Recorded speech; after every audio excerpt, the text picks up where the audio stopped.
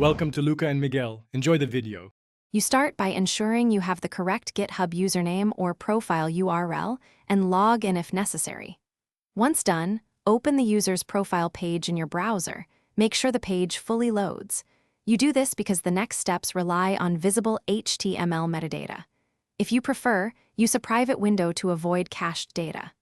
Now, inspect the page source or use developer tools. This is the first actionable step that reveals the numeric user ID behind the visible username.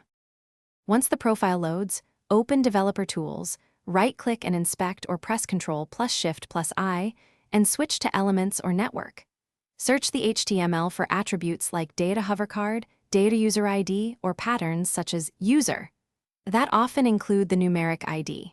You can also filter network requests for GraphQL or API calls. Responses frequently contain the ID. Make sure to expand JSON or script blocks to see numeric values. This step locates the actual numeric identifier behind the username. Finally, confirm the ID by calling the GitHub API. Use curl or a browser to request the user's /username REST endpoint or run a GraphQL query in the Explorer. Both return the numeric ID.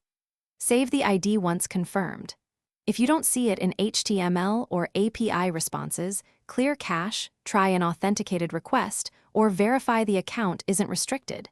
These are common blockers. One troubleshooting tip: if a GraphQL query fails, ensure your token has user, email, or read, user scopes, and retry. Thanks for watching and please subscribe. It's the best investment you'll ever make.